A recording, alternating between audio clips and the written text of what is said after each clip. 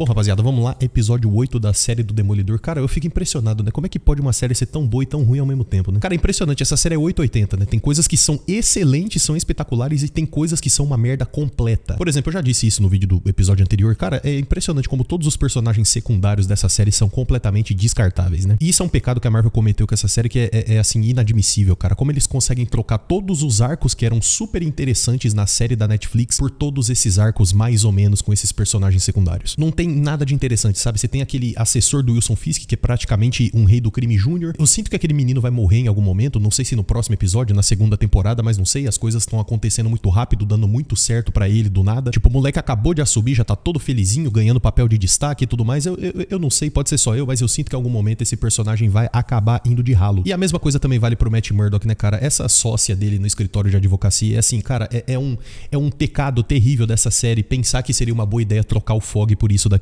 Não que necessariamente o Fogg tenha sido trocado por essa personagem, né? Eu acho que o Fogg morrer já fazia parte do contexto da série desde o início, né? Eles não necessariamente trocaram um personagem pelo outro. Mas, cara, é muito triste. Você tinha tantos personagens bons de suporte lá naquela série. Você tinha a Karen Page, por exemplo, aqui a gente não tem o papel que essa psicóloga, né? A Heather, esse interesse amoroso do Matt Murdock, ela desempenha aqui na série, não tem nem comparação com o desempenho da Karen Page lá na série da Netflix. Dito isso, esses personagens secundários, o mínimo de personalidade que eles têm são sempre voltadas pra desenvolver e colaborar de alguma forma com os personagens principais. Então a série desde o início, né, tanto nos episódios que foram feitos agora por essa nova produção da Marvel, quanto pela produção antiga, que eu já disse isso nos episódios anteriores, tinha um outro time da Marvel que estava trabalhando nesses episódios da série. Eles fizeram do segundo episódio até o sétimo, e depois do período das greves que tiveram lá nos Estados Unidos, a Marvel acabou trocando toda a equipe porque a série tava ficando muito ruim. E daí essa nova equipe fez o primeiro episódio da série, que é, pra mim, pelo menos até agora, o melhor episódio da série é o primeiro. Eles fizeram esse episódio, o episódio 8, e fizeram o 9, né? O último episódio da série que vai ao ar semana que vem. E é assim, bem notável o tamanho da diferença que a série toma no primeiro episódio, quando a gente vai pro segundo episódio e os episódios sequentes. Vendo agora por esse ponto de vista, agora que saiu o episódio 8, cara, deu pra ver que do episódio 2 até o episódio 7, o que a gente teve basicamente foi um monte de enrolação. Assim, a série anda muito pouco. Apesar dela ser super rushada, né? O timing da série ser super acelerado do segundo episódio até o sétimo, os arcos principais, eles não são muito bem desenvolvidos, né? Do episódio 2 até o episódio 7, eles basicamente estavam construindo o Muso como esse vilão principal, e acabou que o Muso morreu igual bosta no episódio 7. Então a gente tem basicamente 6 episódios praticamente descartáveis da série, né, cara? E isso que é foda. O que me leva a pensar no seguinte também, o plano original da primeira equipe que trabalhou nessa série era fazer mais ou menos 18 episódios, se eu não me engano. E desses 18 episódios, a grande maioria ia se passar nessa dinâmica do Matt Murdock como advogado, né? Trabalhando em casos ali nessa nova equipe de advocacia, né? Nesse novo escritório que ele trabalha com essa sócia dele. E lá pelo 6º, 7º episódio é que ele ia começar a vestir o manto de Demolidor e começar a atuar como vigilante novamente. Cara, de verdade,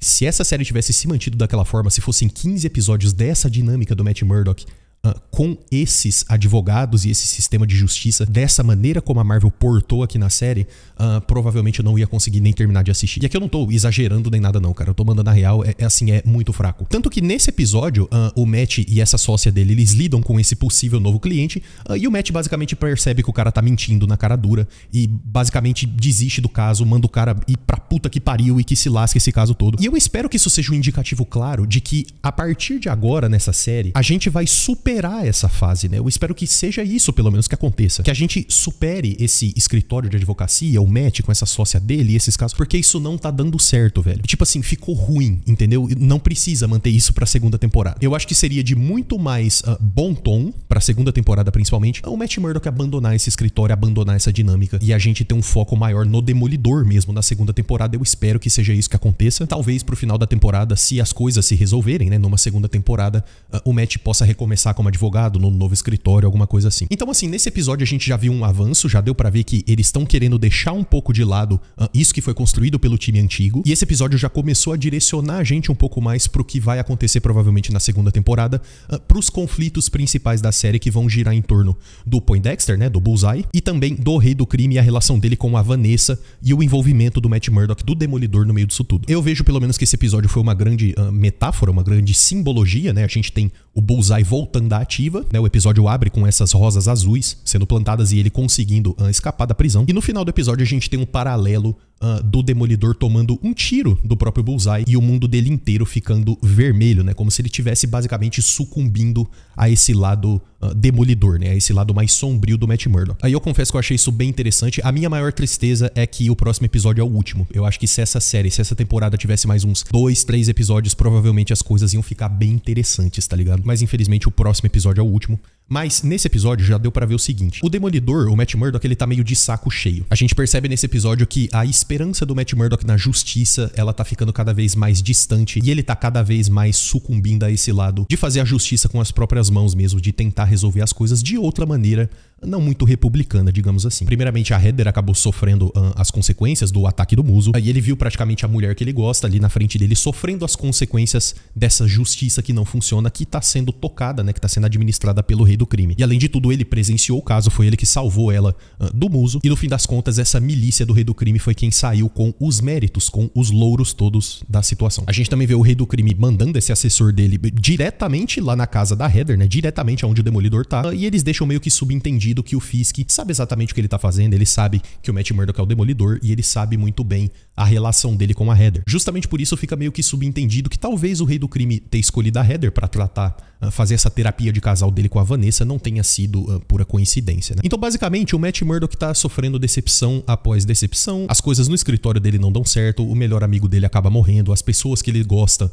acabam sofrendo as consequências disso tudo. E para melhorar a situação toda, o Bullseye também acaba sendo solto fruto dessa displicência da justiça, né? E ao mesmo tempo, como a gente tem o Demolidor e o Wilson Fisk como os personagens principais dessa série, obviamente, né? Os dois são basicamente tudo que tem de bom nessa série. Enquanto o relacionamento do Demolidor tem ido basicamente ladeira abaixo, né? Com a Heather, a situação toda tem ficado cada vez pior, o cerco ele tá se fechando, até chegar no ponto que provavelmente em algum momento o Demolidor vai ter que revelar pra Heather que ele é, né, o Demolidor, ou ela talvez acabe descobrindo isso tudo por conta própria, né? A gente não sabe. Talvez ele fosse até revelar pra ela nessa cena, né? Mas ele acabou sendo interrompido pelo Rei do Crime e pela Vanessa. A gente vê esse paralelo sendo construído entre os dois, enquanto a relação do Demolidor com a Heather tem ido ladeira abaixo, a relação do Wilson Fisk com a Vanessa tem se fortalecido cada vez mais. A concretização disso basicamente foi com o assassinato do Adam, né? Que foi esse cara que ela tava se envolvendo ali enquanto o Fisk tava fora da ação. Pela primeira vez na série apareceu a Vanessa sendo esse mal mesmo, né? Demonstrando, deixando claro esse lado dela, que ela não é nenhuma mulher inocente nem nada do tipo. Ela não é nenhuma pobre coitada que tá sendo manipulada pelo Wilson Fisk, muito pelo contrário, ela é parceira dele nesse esquema todo. Aliás, enquanto ele tava fora, ela deixou os negócios ainda mais prósperos do que eles já eram, né? Mas essa foi a primeira vez, pelo menos que eu me lembre, que a Vanessa age de maneira tão cruel assim, né? Que a gente vê ela sujando as mãos de sangue literalmente na série. E essa construção toda é importante porque lá pro final do episódio a gente descobre que, na verdade, quem mandou matar o Fogg foi a Vanessa. O Fogg tava envolvido num caso, a Vanessa tava do outro lado e ela ia praticamente perder o caso, já era certo. Pelo que eu entendi no primeiro episódio, o Fogg, ele cita um informante, alguma coisa do tipo, ou seja, ele obteve alguma informação privilegiada sobre o caso e ele tava comemorando nesse bar essa informação porque isso praticamente daria a vitória pra ele nesse caso contra a Vanessa. Então ela ficou sabendo disso de alguma forma e então encomendou a morte do Fogg. O que me surpreende um pouco é ela ter feito isso justamente com o Poindexter, né, com o Bullseye. Já que o Bullseye, até onde eu me lembro na série da Netflix, ele tentou matar a Vanessa em algum momento, ele tentou matar o Wilson Fisk também, em algum momento na série da Netflix, mas tudo bem, né, essa série toda hora os caras vão e vêm, e uma hora eles estão de um lado, outra hora estão do outro, enfim, né. E como meio que uma simbologia do quanto o Demolidor tá perdendo a cabeça, eu acho que essa cena aqui é perfeita, cara. Porque aqui o Demolidor, ele fica putaço com o Poindexter, né, velho? Ele trata o cara igual um animal. Ele senta porrada no Bullseye no meio do interrogatório. E, ironicamente, isso acaba dando a oportunidade pro Bullseye depois conseguir sair da cadeia, né? Já que o Matt quebrou a cara dele, com isso ele acabou quebrando um dente. E aí ele usa o próprio dente como arma, né, cara? Que loucura. Aliás, até onde eu vi, isso é tirado diretamente dos quadrinhos, cara. Tem uma cena lá nos quadrinhos em que o Bullseye faz exatamente isso. Ele usa o dente dele como arma. E bom, o Demolidor, descobrindo que, na verdade, a responsável por encomendar a morte do Fogg é a Vanessa, ele decide, então, no final, vir pra essa festa, né? Pra ir atrás do Wilson Fisk, pra confrontar ele de alguma forma. E a Vanessa, na verdade, até aqui ele ia confrontar só o Fisk, né? Foi aqui que ele descobriu que a Vanessa é que, na real, tinha encomendado a morte do Fogg e que o Fisk não sabia de nada. Aqui, na hora da dança, ele descobre que, na real, o Fisk não sabia de absolutamente nada. O que justifica o motivo do Demolidor ter resolvido salvar o Wilson Fisk no final do episódio. Além do fato do Demolidor ele ser um católico devoto, ele acreditar, querendo ou não, na redenção dos caras, né? Isso faz parte do princípio dele, faz parte também do princípio dele como advogado, como profissional, né? Então, assim, é toda aquela camada de complexidade desse personagem, cara. É por isso que o Demolidor é esse personagem tão bom nesse universo da Marvel. Então ele resolve entrar ali no caminho do Bullseye e tomar esse tiro, né? Salvar o Wilson Fisk da morte, praticamente, né? Já que o poder do Bullseye é basicamente acertar as balas que ele dá, então, porra, provavelmente o Wilson Fisk ia morrer, né? Bom, e ironicamente, né, nessa cena do interrogatório, foi justamente o que o Bullseye falou pro Demolidor. Ele diz pro Matt, basicamente, que um bom homem defende até os seus piores inimigos, e é justamente o que o Matt Murdock faz, né, cara? Eu achei esse episódio sensacional, cara. Esse episódio e o primeiro episódio são facilmente os melhores da série. Dá pra você notar totalmente a diferença no rumo que o episódio vai tomando quando você vê esses episódios que foram feitos por esse novo time com o time antigo. Eu, de verdade, não consigo entender qual o rumo que essa série tava tomando até o episódio anterior. Desse episódio pra frente ficou mais claro, né, que eles vão continuar tratando desse conflito principal. E agora a Vanessa entrou nessa história toda não só como um peso pro Wilson Fisk, alguém que ele ama, né? De certa forma, alguma coisa que ele tem a perder nessa história. Mas a Vanessa entrou diretamente como uma cúmplice da situação toda, né? Como uma cúmplice desse assassinato do Fogg. E também virou ali, de certa forma, um fator motivador, né? Uma motivação pro Matt Murdock ir atrás, né? De resolver esse conflito mesmo. Eu acho que esse episódio tá um pouco mais próximo do que a gente esperaria de uma série do Demolidor agora no universo da Marvel. É lógico que essa série continua sofrendo, assim, vários e vários problemas. E a maioria deles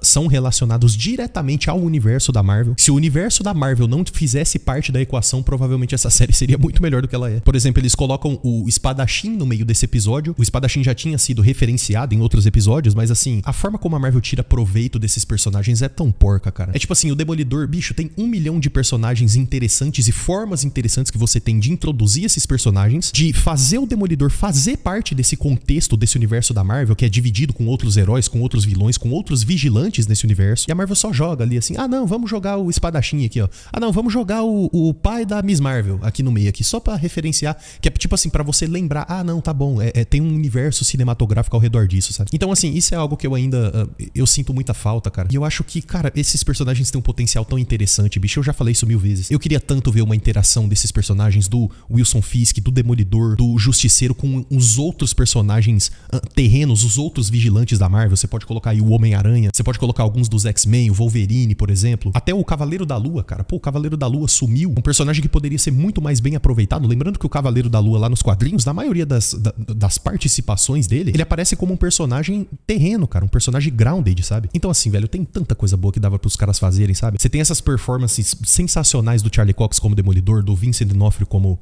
Rei do Crime. É uma oportunidade tão grande. Cara, eu consigo ver, assim, facilmente o Vincent D'Onofrio de Rei do Crime sendo um vilão de uma saga inteira da Marvel. Dá pra você fazer literalmente uma fase inteira da Marvel terrena com o Wilson Fisk, o Rei do Crime, como vilão principal. E ficaria sensacional, velho. Bom, dito isso, falta só mais um episódio pra acabar a série. E, sinceramente, eu não sei como essa série vai terminar. Eu não faço a menor ideia. O Justiceiro vai aparecer nesse último episódio, né? Tem várias cenas dele que já apareceram nos trailers que não apareceram ainda. Então, provavelmente, elas vão rolar no último episódio da série. Provavelmente, o Justiceiro vai ajudar o Matt a enfrentar essa polícia do Rei do Crime, né? Esses agentes ali, esses milicianos. Mas como a série vai acabar exatamente, eu não sei. Até porque vai ter a segunda temporada. A segunda temporada já tá em produção, já tá sendo filmada. E a gente sabe que tem muita coisa ainda pra se resolver. Por exemplo, aqui na série aparece o Demolidor indo ali no bar da Josie, né? Visitar o bar que agora tá fechado. Dá pra gente ver ali pelos jornais que estão colados na janela e tudo mais. E das imagens que saíram da segunda temporada, já deu pra gente ver o Demolidor com esse traje preto. Esse é tipo assim, do top 10 trajes já feitos na história da Marvel. Esse é um baita indicativo de que a coisa vai ficar feia na segunda temporada. O Demolidor vai deixar o demônio sair da jaula mesmo. O bagulho vai ficar doido. E essa cena aqui, até onde eu vi,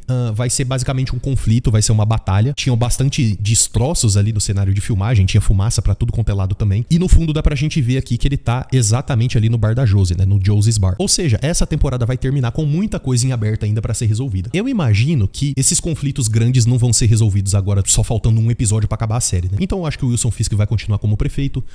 O Matt Murdock também, ele não acho que não vai conseguir sair muito dessa situação que ele tá agora. Eu acho que provavelmente a série deve acabar com algum acontecimento grande, assim, pra na segunda temporada as coisas serem resolvidas. Eu chutaria que, sei lá, algum personagem pode morrer nesse último episódio, ou sei lá, pode vazar alguma coisa muito grande sobre o Rei do Crime e colocar em ameaço a prefeitura dele, por exemplo. E daí, quem sabe, ele se sentindo ameaçado de perder esse cargo na prefeitura, ele aperte ainda mais essas medidas dele extrajudiciais, digamos assim, né? Essas medidas dele de basicamente colocar a polícia contra os vigilantes. Talvez isso se aperte um pouco mais pra segunda temporada. E daí você tem, assim, literalmente um conflito entre os vigilantes e a polícia de Nova York. e a cidade viria um caos, eu acho que ia ser muito interessante. Ia ser mais interessante ainda se eles colocassem outros vigilantes na história, né? Além do Demolidor e do Justiceiro. Eu acho que não vai acontecer, mas eu acho que seria demais pra uma segunda temporada. Ia ser incrível. E vamos ver, cara. Eu acho que a segunda temporada vai ser muito, muito, muito boa. Eu tô botando uma expectativa alta aqui. Até porque essa primeira temporada, cara, eu me surpreendi com algumas coisas, mas em geral eu achei a temporada mais fraca do que eu gostaria. Bem mais fraca do que eu gostaria, assim. Eu achei que eles iam seguir bastante do rumo da série da Netflix, mas a verdade é que eu sinto, pelo menos, que essa série... A série não acabou ainda falta um episódio, mas em geral, eu sinto que a série é basicamente uma sombra do que era a série da Netflix. Lá você tinha muito mais desenvolvimento, você tinha personagens muito mais interessantes, tudo na série era melhor, cara. As cenas de batalha, os personagens secundários, a fotografia, a cinematografia da série da Netflix, cara, é linda. Nossa, aquela série é linda, velho. Linda, linda. A criatividade dos caras, sabe? Como eles brincavam com a luz.